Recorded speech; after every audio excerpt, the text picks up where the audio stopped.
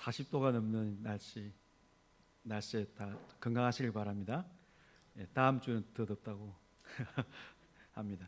오늘 우리가 읽은 본문은 예수님께서 제자들과 도마를 찾아오셔서 부활의 모습을 보여주시면서 이제 말씀하시는 내용입니다. 오늘 우리가 읽은 이 내용에는 특히 제자들이 문을 닫고 두려워하는 모습이 나옵니다. 예수님께서 제자들과 도마를 찾아오셔서 그들에게 평안을 명령하시고 하셨던 말씀이 또 오늘 우리에게 주시는 말씀으로 다가올 수 있기를 바랍니다. 12 제자 중에 한 명인 그 도마가 디두모, 쌍둥이 디두모라 불렸는데 예수님께서 오셨을 때 함께 있지 않았습니다. 바로 앞에 단락을 보면 예수님이 제자들에게 찾아오셔서 자신의 그 부활 모습을 보여주셨습니다. 그때는 도마가 그 제자들과 같이 있지 않았습니다.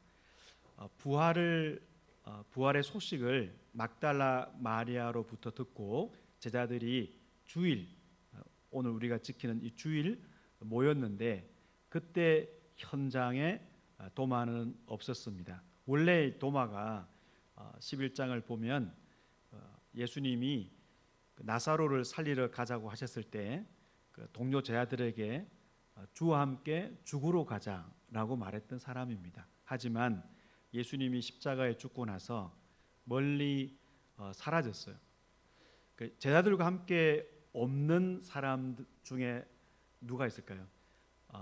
가룟 유다가 있습니다. 가룟 유다는 이미 죽었기 때문에 제자들과 함께 없었습니다. 도마도 마찬가지로 그가 기대했던 예수님의 모습이 실제 예수의 모습과 달랐기 때문에 이제 제자들과 함께 있지 않고 떠나서 있다가 나중에 다시 이제 합류를 하게 되었습니다. 다른 제자들이 자기들이 주님을 보았다라고 했기 때문에 도마가 이제 그 말을 듣고 예수님의 부활을 믿지는 못하겠다. 그러니까 사도들이 복음의 그 증인들이 말을 했는데도 도마는 받아들이지를 않았습니다. 조건을 달았는데요. 그 조건이 내가 그 예수님의 손에, 손이라는 것은 그 손목 이쪽 전체 부위를 다 포함하는 부분입니다. 손에 그 못자국을 보고 또 그 못자국에 손을 넣어보고 군인이 창을 찔러서 옆구리에 피와 물이 나왔는데 그 옆구리를 확인을 해야만 내가 믿겠다. 확인하지 않고는 내가 절대로 믿지 않겠다라고 말을 했습니다. 도마는 예수를 구주로 믿는 사람일까요? 네. 예수님의 말씀에 따르면 도마는 그 부활의 예수를 믿지 않아서 그렇지 예수를 믿는 사람은 맞습니다. 예수님께서 그 13장부터 요한복음 17장까지 제자들과 함께 그 다락방에서 계시면서 발도 씻기시고 또 많은 대화를 나누셨는데 그때 이제 하셨던 여러 말씀이 있습니다. 그 말씀의 핵심은 이 제자들을 끝까지 지키고 보호하겠다. 그리고 그들에게는 이제 두려워하지 말라. 이런 내용을 주로 전하셨습니다. 그때 이제 예수님의 말씀을 보면 이 사도들은 유다를 제외하고는 깨끗하게 된 사람들, 즉 구원을 받은 사람들입니다. 또 예수님을 주로 불렀다. 13장 13절을 보면 예수님을 주로 부른 구원받은 사람이고 그리고 예수님이 직접 말씀하시기를 17장 12절인데요.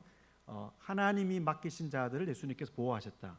그러니까 도마는 예수님의 보호를 받고 또 예수를 주로 불렀고 예수님으로 씻음을 받은 사람입니다.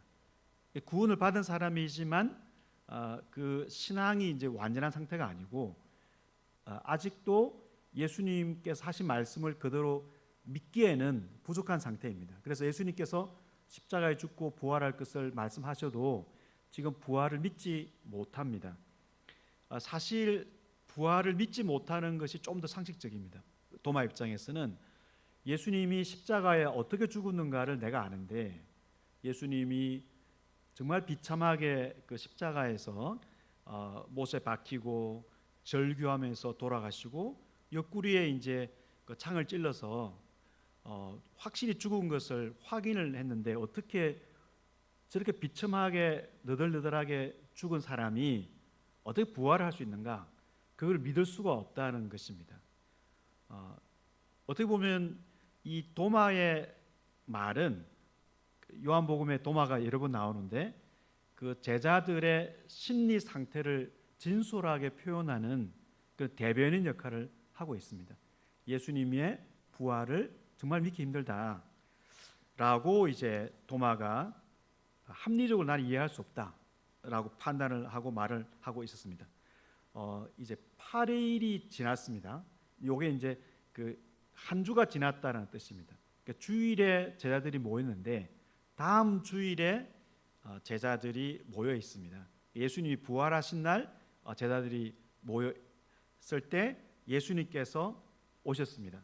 그때 그 상황을 보면 제자들이 다시 집 안에 있을 때 그 집 안에 있죠. 문을 닫았다. 문이 굳게 닫혔다라고 표현하고 있습니다. 이 표현은 앞달락에도 나와요. 제자들이 유다를 빼고는 제자들이 이제 모여 있는데 집 안에 문을 닫고 있는 것입니다. 왜 문을 닫았을까요? 유대인들이 무서워서 문을 닫았다고 앞에 표현하고 있습니다. 유대인들이 예수를 죽였고 또 그들도 제자들도 죽일 것이다 라는 그 사실 때문에 제자들이 너무 무서워서 문을 굳게 닫았는데 지금 예수님을 그때 보았습니다. 예수를 보고 그들이 기뻐했습니다. 예수님의 그 부활의 모습을 보고 그때도 예수님께서 만져보라 그랬는데 제자들은 예수님을 뭐 이렇게 만져보지는 않고 보고 믿었습니다. 그래서 기뻐했어요. 또 성령도 받았습니다. 그런데 본문을 보면 한 주가 지났는데 여전히 제자들은 문을 닫고 밖에 나가지를 못하는 겁니다. 너무 두려워서. 이게 이제 들은 내용하고 그들이 처한 삶의 현실이 너무나 차이가 났습니다. 예수님께서 그 두려워하는 제자들에게 너희에게 평강이 있을지어다. 단어는 두 개입니다. 너희에게 평안이 이렇게 이제 말씀하셨습니다. 이건 단순히 인사 정도가 아니라 지금 이 본문을 보면 세 번에 걸쳐서 예수님이 평안을 말씀하셨습니다. 첫 번째는 제자들이 문을 굳게 닫고 있었을 때 예수님께서 너희에게 평안이 있을지어다 말씀하셨고 또 제자들을 이제 아버지께서 나를 보내신 것 같이 나도 너희를 보낸다라고 말씀하실 때도 평안이 있을지어다 말씀하셨습니다. 지금 세 번째 제자들에게 다시 한 번 더 평안이 있을지어다 말씀하십니다. 그러니까 부활하신 예수님께서 제자들에게 주시는 선물이 평안이라는 것입니다. 제자들은 자기들이 지금 미래를 두고 불안해할 수밖에 없습니다. 그러니까 사람이 이제 과거를 생각하고 후회하고 아쉽고 좀 힘들면 마음이 우울해져요. 그러나 오늘 특히 내일에 대해서 마음이 이렇게 뭔가 확실한 대답을 얻지 못하고 내가 그 문제를 해결할 수 있을까? 그런 생각이 들면은 마음이 이제 불안하고 두려움이 내 마음을 지배하게 됩니다. 제자들은 자기들이 예수님을 따랐는데 예수님이 그들을 파송하시고 그들을 이끌어 가시니까 앞으로 어떻게 될지 모르죠. 그래서 여전히 두려워하고 있습니다. 지금 현실은 유대인들 때문에 두려워하고 또 미래도 두렵죠. 예수님이 평안하라 말씀하신 내용은 부활하신 주님께서 제자들 앞에 와서 제자들과 함께 계시기 때문에 하실 수 있는 말씀입니다. 예수님이 함께 제자들과 계셨을 때 제자들이 이렇게 불안하진 않았습니다. 그런데 예수님께서 계속 미래를 말씀하실 때 제자들은 두려워했습니다.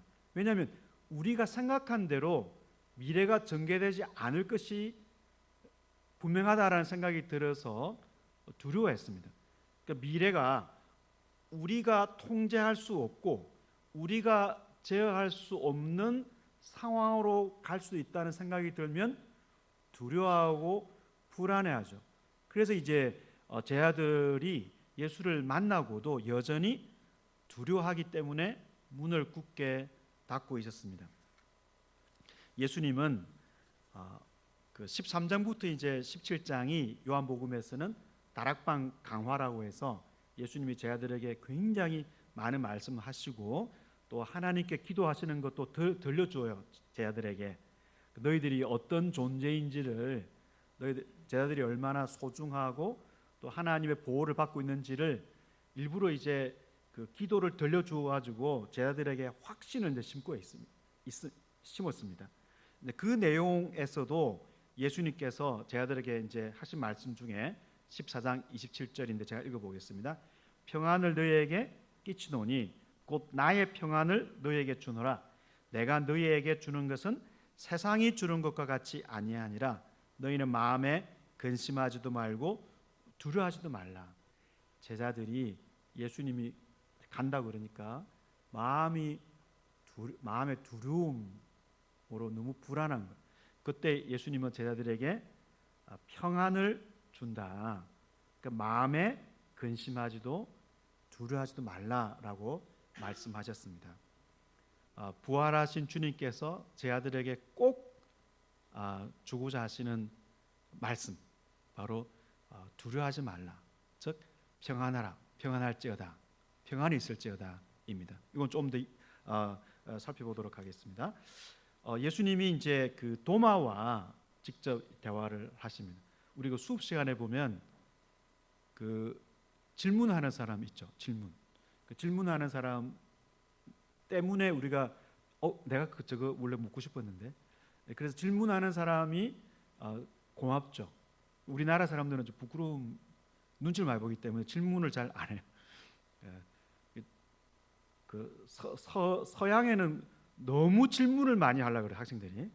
그래 질문을 많이 하면 점수도 주고 그래요. 질문을 하는 사람이 있기 때문에 우리가 이제 마음을 저 사람 때문에 알고 싶은 것도 저 사람이 물어보고 또 대답도 이제 얻을 수 있죠.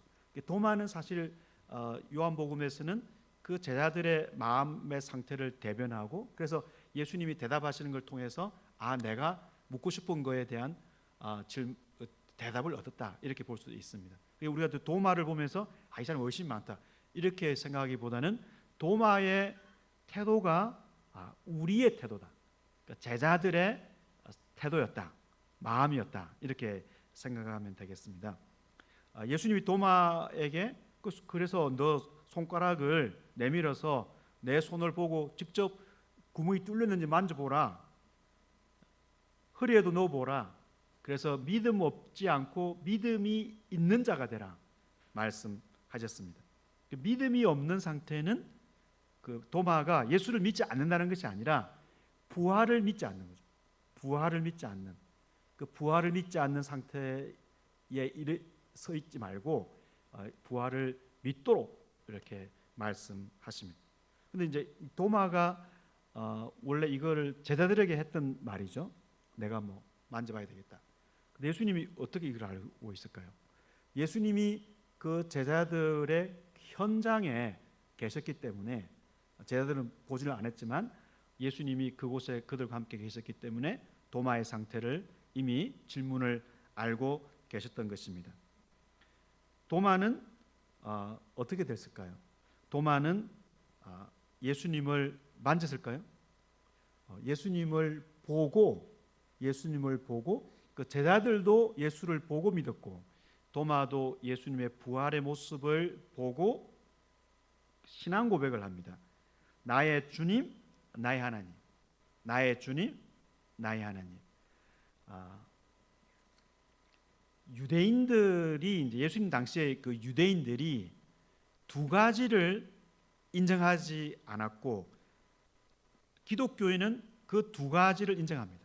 하나는 그리스도는 헬라어이고 메시아는 히브리어입니다. 이 기름 부음 받은 자, 임명을 받았다라는 거죠.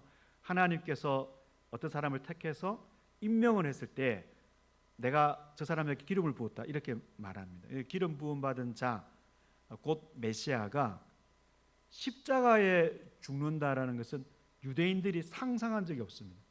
왜 그럴까요? 메시아가 와서 하나님이 통치하는 나라의 왕이 돼가지고 우리를 다스리고 우리에게 자유를 줘야지, 그 메시아가 통치도 못하고 십자가에 원수들에 의해서 죽으면 그게 어떻게 메시아가 됩니까? 유대인들은 그런 메시아를 기대한 적이 없습니다. 도마도 당연히 그런 메시아를 상상을 못했죠. 못했기 때문에 모르고 예수를 따른 겁니다. 예수님이 메시아라는 사실을 믿고 따랐지만 십자가에 죽을 줄을 생각하지 못한 것이죠. 그러나 예수님은 이 땅에 오셔서 계속 십자가를 향하여 가셨습니다. 세상의 죄를 지고 하는 하나님의 어린 양으로 오셨고 십자가에 죽기 위하여 오셨고 그 십자가에 죽는 것을 영광을 받는 때다 이렇게 말씀하셨습니다. 항상 예수님은 영광을 받을 때가 안 됐다, 십자가에 죽을 때가 안 됐다 이렇게 본 거죠. 왜냐하면 십자가에 죽음으로써 인생의 문제를 해결하실 수 있기 때문에 예수님은 십자가를 향하여 가셨습니다. 그것이 사실은 구약 성경에 예언된 것이고 기록된 것입니다. 그러나 유대인들은 당시에 그런 메시아를 기대하지 않았습니다. 예수님은 십자가에 죽으셨다. 그분이 바로 메시아다. 십자가에 죽으심으로써 우리의 죄를 용서하시고 우리의 그 인생의 속박에서 우리를 해방하실 수 있다. 이렇게 예수님은 생각하셨고 십자가에 죽으실 때 모든 것이 이루어졌다 말씀하셨습니다. 두 번째는 유대인들은 누구도 인간을 하나님으로 고백하지 않았습니다. 그것은 우상숭배니까요. 그런데 기독교인은 인간으로 오신 예수를 하나님으로 고백을 하게 됩니다. 이 사실 유대교와 기독교의 근본 차이점입니다. 성자 하나님이 이 땅에 성육신하셔서 오셨다. 그분이 사실은 하나님이셨더라. 이것이 요한복음 1장 1절의 기록입니다. 그런데 유대인들은 그 사실을 배운 적도 없고 알 리도 없습니다.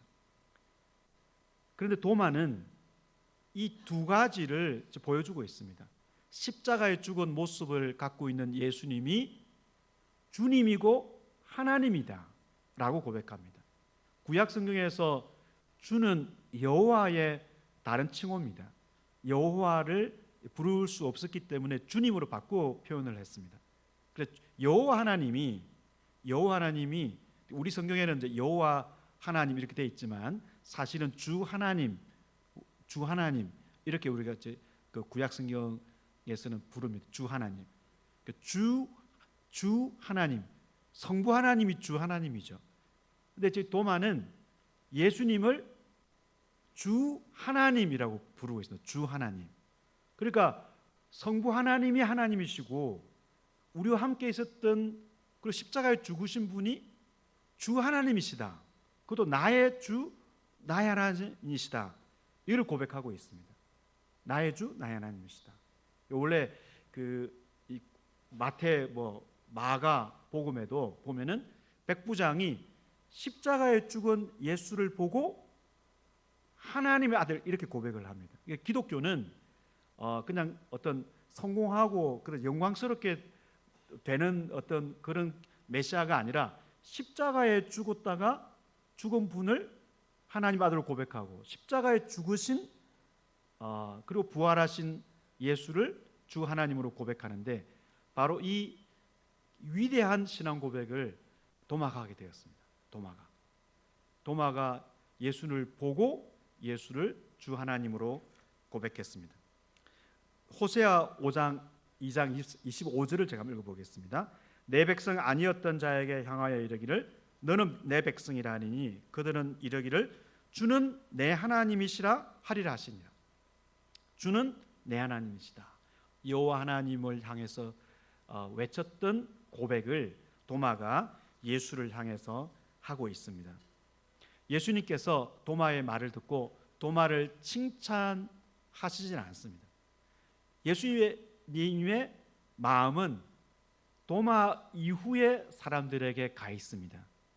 그래서 너는 나를 본고로 믿느냐? 보지 못하고 믿는 자들이 복되다라고 말하고 있습니다. 그러니까 예수님은 도마에게 네가 신앙 고백했으니까 참 너는 복되다라고 말씀하셔도 괜찮을 것 같은데 예수님은 관심이 그 다음 세대에게 있습니다. 그 다음 세대는 예수를 볼 수가 없죠. 예수님이 십자가에 죽고 부활하고 승천하시기 때문에 예수를 볼 수가 없습니다. 볼 수 없는 사람들은 어떻게 예수를 믿겠습니까? 바로 본 사람들이 기록한 책을 통해서 고백할 수 있죠. 그래서 30절을 보면 이 책에 기록되지 아니한 많은 표적이 다른 표적도 많이 행하셨지만 여기에 기록된 이 내용을 통해서 예수를 하나님의 아들로 고백할 수 있고 영생을 얻을 수 있다. 이렇게 이제 요한이 증언하고 있습니다. 다시 말하자면 도마는 예수를 보고 예수를 하나님으로 고백했습니다.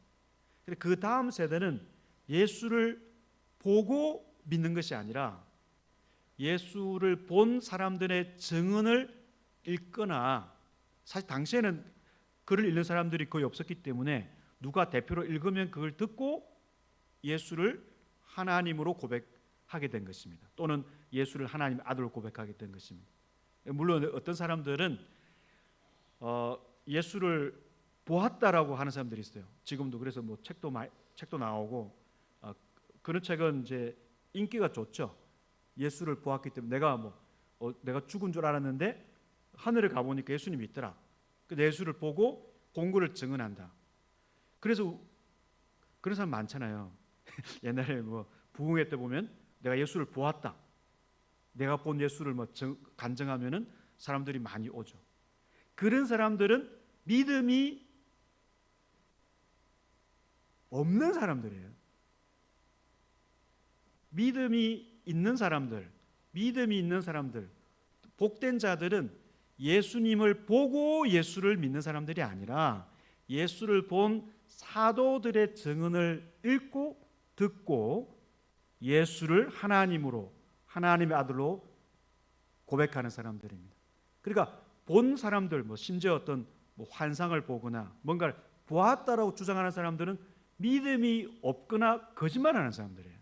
그런 사람들이 아무리 선한 의도로 이야기할지라도 그런 말로 우리는 신앙에 이르는 것이 아니라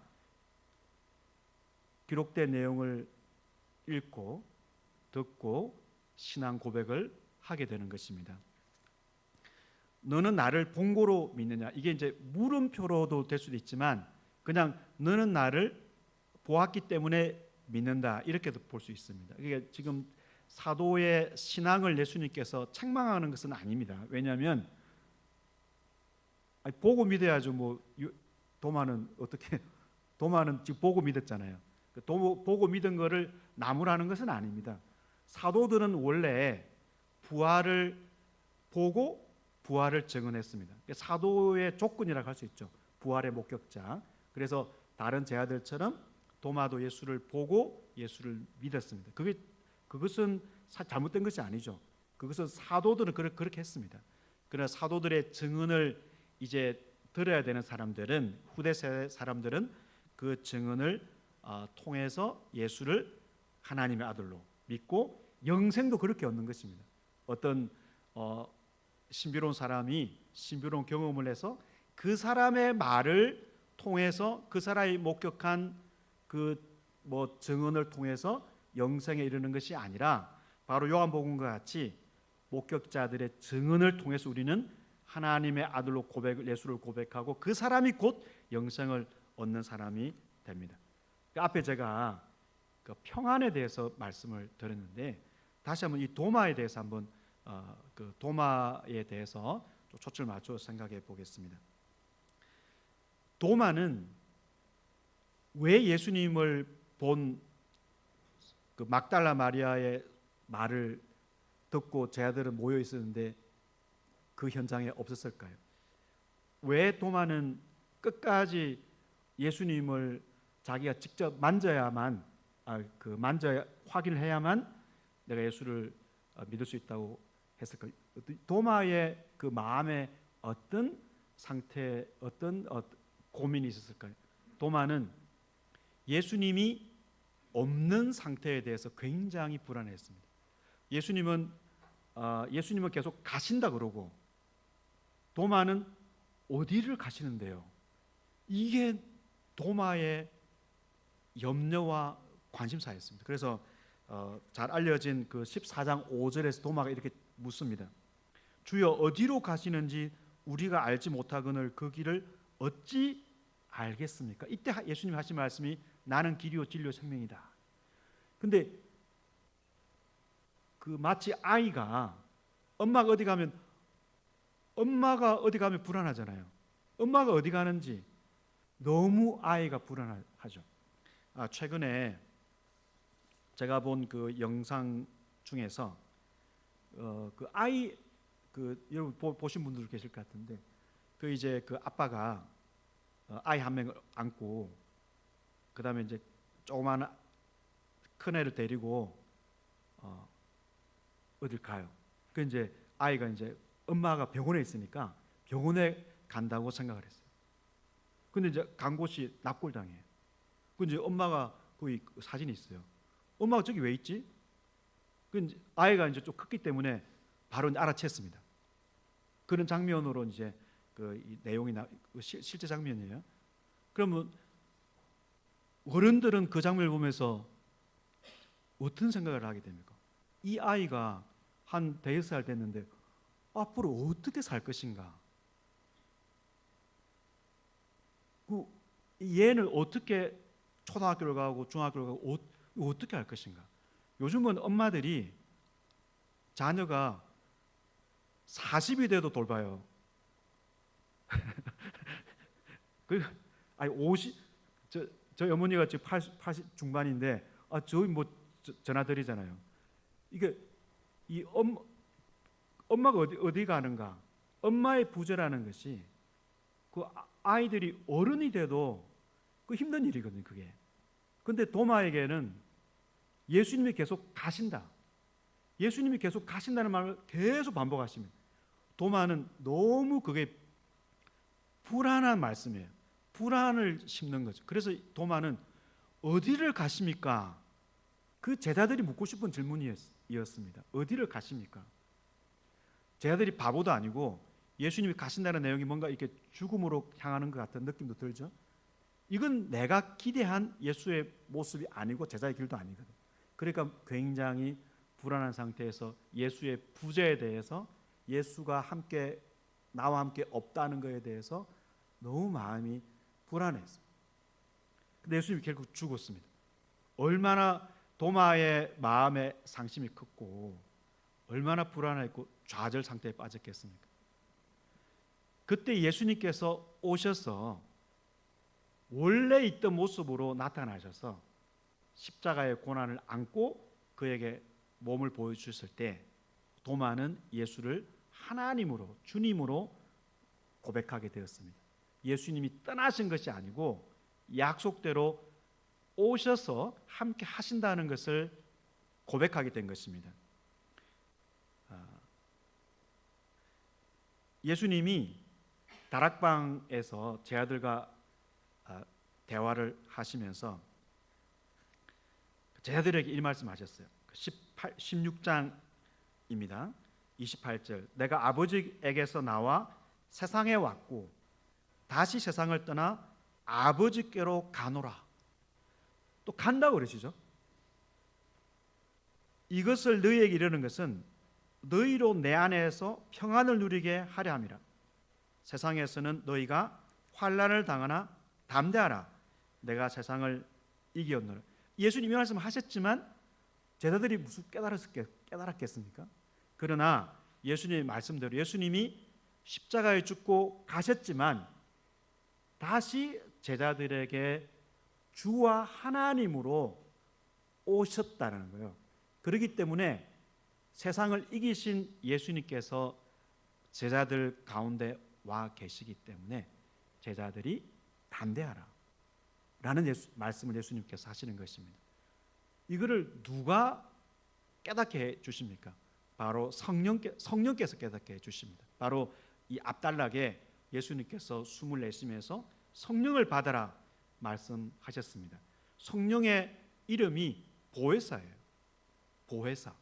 예수님도 보혜사, 성령도 보혜사입니다. 보혜사가 요즘 쓰는 말은 아니죠. 보혜사 쓰는 말은 아니지만 보혜사는 어떤 사람이 법정에서 굉장히 어려움을 겪고 있을 때 이 사람을 변호해 주는 사람, 그런 사람이 이제 변호자, 위기에 처했을 때 도와주는 역할을 하는 사람을 이제 보혜사 이렇게 합니다. 그러면 예수님께서 그 일을 하셨죠. 예수님께서 제자들과 함께 있으면서 제자들이 어려울 때 제자들을 보호해 주셨습니다. 제자들을 변호해 주셨죠. 그래서 제자들은 두려울 게 없습니다. 예수님이 다 해결해 주니까. 그런데 그 역할을 성령께서 똑같이 예수님도 보혜사고 다른 보혜사인 성령께서 똑같은 일을 하신다는 거예요. 예수님께서 하신 말씀을 깨닫게 해주시고 그전엔 잘 못 깨달았는데 성령께서는 담대하라 이렇게 예수님 말씀하신 내용을 깨닫게 해주시고 또 예수님께서 그들과 함께 있다는 것을 확인을 계속 시킨다는 것입니다. 그래서 제자들은 도마는 앞으로 그들의 인생이 어떻게 될지 모릅니다. 얼마나 불안하겠어요. 그러나 예수님께서 그들과 함께 계시는 주와 하나님이시기 때문에 그들은 하루하루를 담대함으로 이겨 나갈 수 있겠습니다. 저와 여러분은 어떻게 너희에게 평안이 있을지어다 이 말씀을 경험할 수 있습니까? 제자들은 그래도 두려웠지만 예수님께서 반복해서 그들에게 나타나셨기 때문에 예수를 보니까 그래도 두려움을 이길 수 있잖아요. 이 순간은. 우리는 어떻게 그 두려움을 이길 수 있고 염려를 이겨낼 수 있겠습니까? 우리는 예수의 말씀을 지금 듣고 우리가 읽었죠. 듣고 읽음으로써 우리는 예수님이 우리와 함께 있는 주 하나님이라는 사실을 보게 되는 것입니다. 우리가 보고 믿는 것이 아니라 우리는 이 말씀을 들음으로써 예수를 지금 보는 것처럼 확신을 하게 되는 것입니다. 이 사람이 바로 믿음 있는 사람입니다. 예수님은 그런 믿음의 단계에 이르는 신앙이 되기를 원하시는 것입니다. 이걸 누가 해 주십니까? 이런 믿음에 이르도록 그거 다 성령께서 그렇게 해 주신다는 것이죠. 그래서 우리는 뭔가 이렇게 신비로운 어떤 신비로운 현상을 우리가 체험함으로써 현실을 이겨낼 수 있는 것이 아니라는 거죠. 바로 여기 있는 이 말씀이 사실이기 때문에 예수께서 우리의 나의 주와 나의 하나님으로 부활하셔서 나와 함께 하시기 때문에 너희에게 평안이 있을지어다가 바로 나를 위한 말씀이 되는 것입니다. 미래는 우리가 통제할 수 없어요. 저와 여러분이 어떻게 미래를 통제할 수 있습니까? 미래를 생각을 해보십시오. 지금 앉아가지고 염려가 얼마나 많겠어요. 다 마찬가지입니다. 아침에 그냥 일어나자마자 해결해야 될 일이 많고 하루 지나가 보면 어떻게 내가 하루를 보냈는지 겨우 하루하루를 보내는 거죠. 또 다가오는 미래 내가 예상하지 못했던 문제들도 생길 수 있습니다. 어떻게 그 문제를 우리가 대처를 해야 되겠습니까? 예수님께서 하신 말씀 이대로 평안이 너에게 있을지어다 말씀처럼 우리와 함께 하시는 주와 하나님을 의지함으로써 그런 어려움을 이겨 나갈 수 있습니다. 그런 사람에게 주시는 선물이 평안입니다. 예수님께서 우리를 떠나지 않고 우리와 함께 하시는 도마에게는 그것이 얼마나 큰 처음에는 염려였으나 나중에는 눈으로 돌아오신 예수를 확인하고 얼마나 마음에 평안이 찾아왔겠습니까? 저와 여러분의 인생도 또 살아야 될 미래가 있고, 미래에는 예수님께서 마태복음에서 하신 말씀처럼 내일 일은 내일이 염려할 것이다. 그럼 내일 염려할 일이 생긴다는 거잖아요, 그죠? 그래서 내일 많은 일들이 기다리고 있고 또 닥쳐 올 수밖에 없습니다. 그것이 오늘의 현상일 수도 있고, 그러나 오늘 도마를 찾아오신 예수님께서 바로 저와 여러분의 주님이십니다. 도마를 안 찾아올 수도 있잖아요. 근데 굳이 한 사람 도마를 찾아오셔서 도마의 질문에 응답하시고 도마를 찾아오신 그분이 도마에게 주 하나님으로서 그의 문제를 해결할 수 있는 평강의 근원이 되셨습니다. 저 여러분에게 계시는 주와 하나님을 우리가 의지함으로써 우리에게 주시는 하나님의 평강이 가득하기를 소망합니다. 기도하겠습니다.